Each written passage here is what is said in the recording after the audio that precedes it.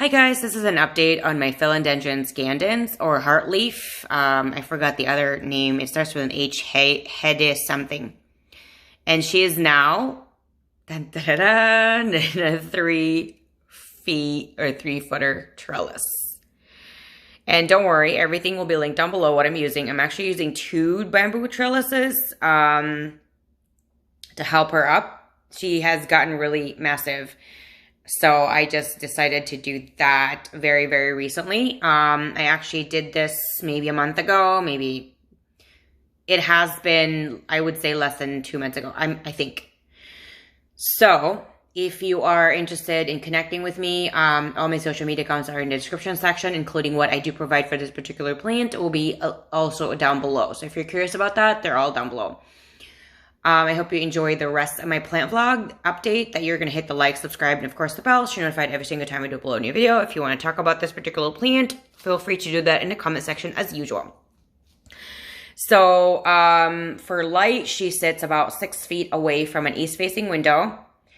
And when it was darker, in the darker months, like fall, winter, spring, there is a plant light that I do, and I will link that down below too, the type of plant light that I'm using for this room.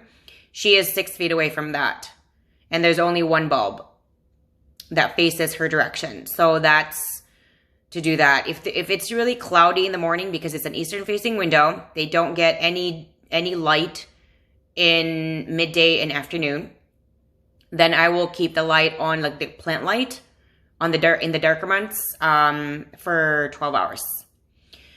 So, and again, it's across the room. It's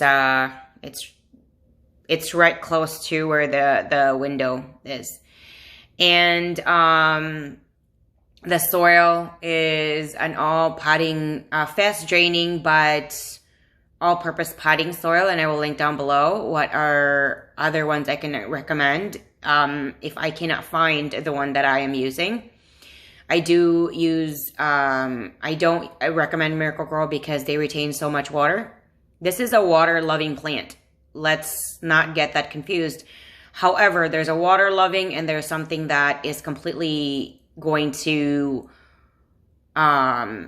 retain so much moisture that it can actually give you root rot and not really let your plant thrive.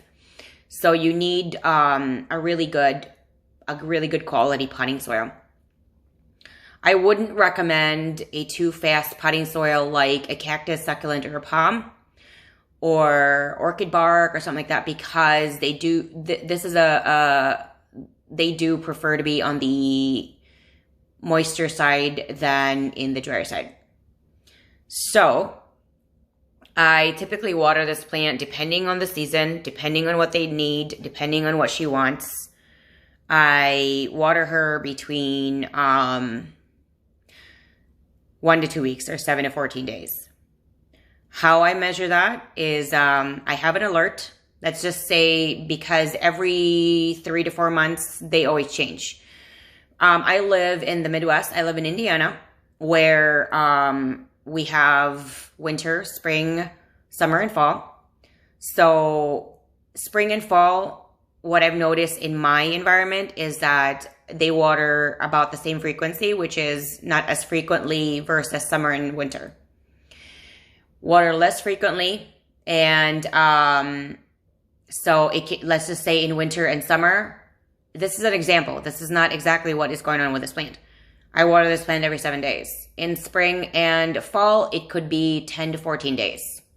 So how I monitor that, and I alert myself, is that I touch the top part of the soil. When the top part of the soil, only just the top part, is getting dry, not very dry, but just getting dry, then I water her. I don't water her in which the volume is so much that it goes through the drainage hole and it goes in the saucer.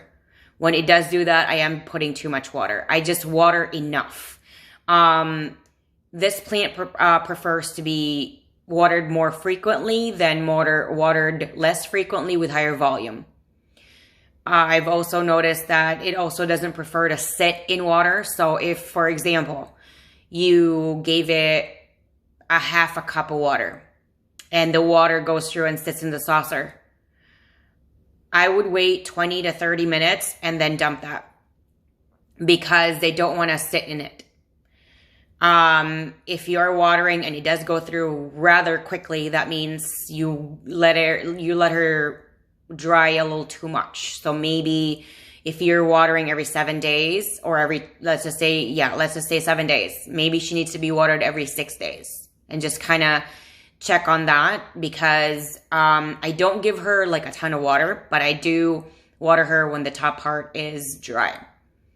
So I did the light requirement, the soil, and the watering.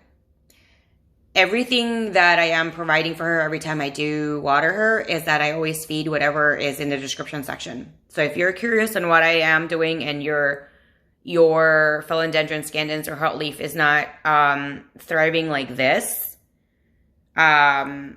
maybe you just need a little bit more boost. All my indoor plants are 100% indoors all year round. I never put them outside due to the fact that it is such a hassle to bring them back in, regarding to acclimating them again, as well as pests and bugs, and I just don't want to deal with a headache.